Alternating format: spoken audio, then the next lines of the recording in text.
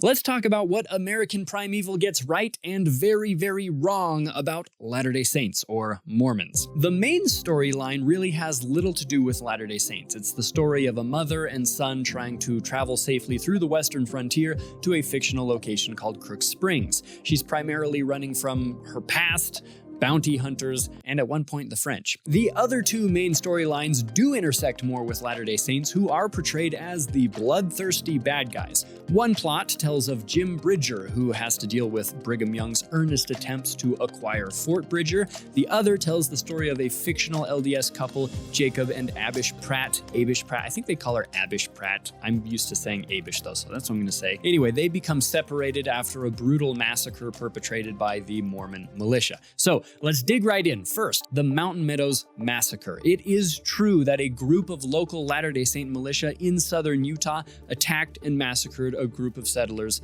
passing through the area. It is a horrible stain on our history. It never should have happened.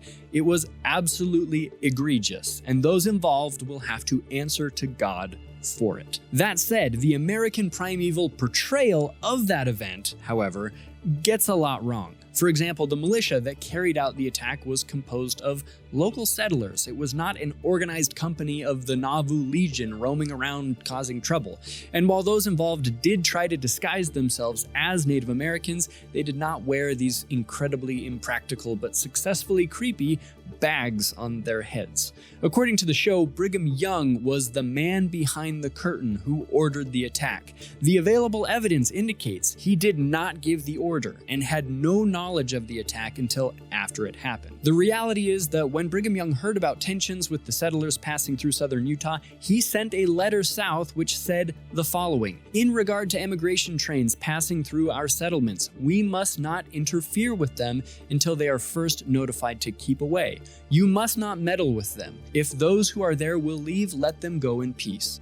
That's not quite the reaction portrayed in American Primeval. The real problem, I think, is that Brigham Young was, is, and will continue to be a controversial figure, and the possibility of branding him a mass murderer in a sinister conspiracy was, and apparently is, too tempting for many to pass up. The series then goes on to show the Nauvoo Legion massacring a company of U.S. soldiers in an effort to cover up the Mountain Meadows Massacre.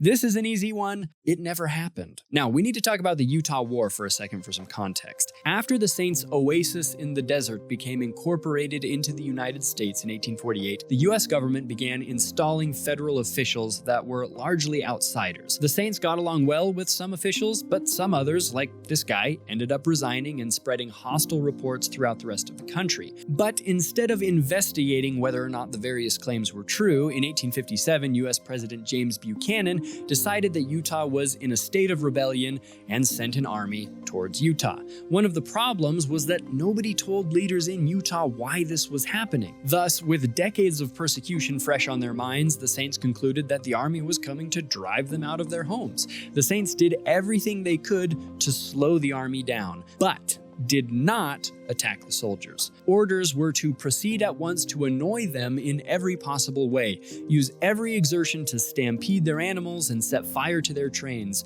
burn the whole country before them and on their flanks, keep them from sleeping by night surprises, blockade the road by felling trees or destroying river fords where you can.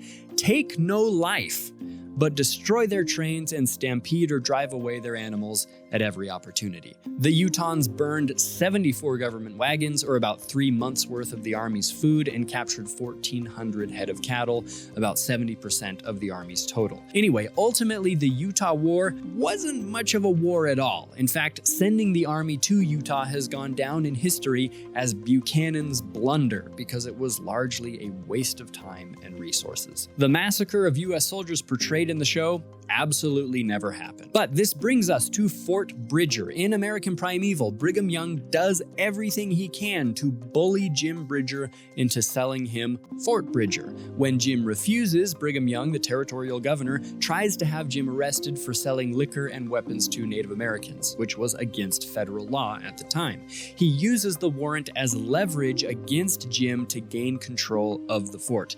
Jim bravely stands up to Brigham Young, and Brigham backs down. Eventually in the show, Jim reluctantly sells Brigham the fort, and 2 days later, Brigham has it burned to the ground. Here's the real story. Brigham Young did send militia to the fort to look into claims that Bridger was illegally selling liquor and ammo to Native Americans.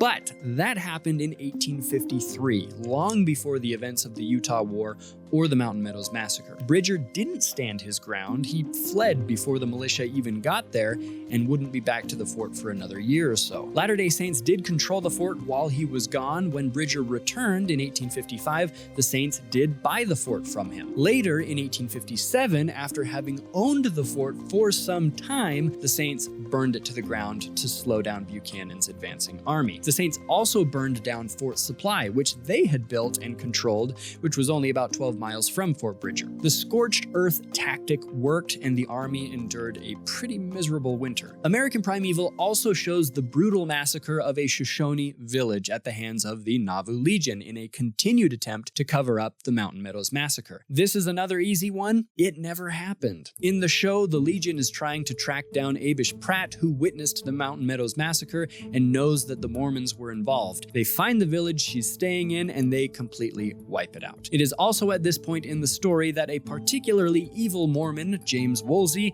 gets his comeuppance. He dies at the hand of a Native American named Red Feather. Executive producer Eric Newman said that James Woolsey's character was based on John D. Lee, who was not killed in battle with Native Americans. Lee was actually executed in 1877 for his role in the Mountain Meadows Massacre. Ultimately, you guys, this is a Netflix show. The series does not claim to be a documentary, so I didn't go into it expecting historic accuracy. One of the researchers who helped with the show even pointed out on social media that it's definitely not an accurate history of anything. It's designed to entertain. If you go into it understanding what it is and what it is not, then you really might enjoy it if you're okay with that kind of cold and gruesome genre. I've got to admit that I really did like it. I'm a sucker for a gritty 1800s Western survival story, and that's what American Primeval was. Now, I also recognize that while the series shows Latter-day Saints doing really bad things that never happened, there are also lots of really bad things that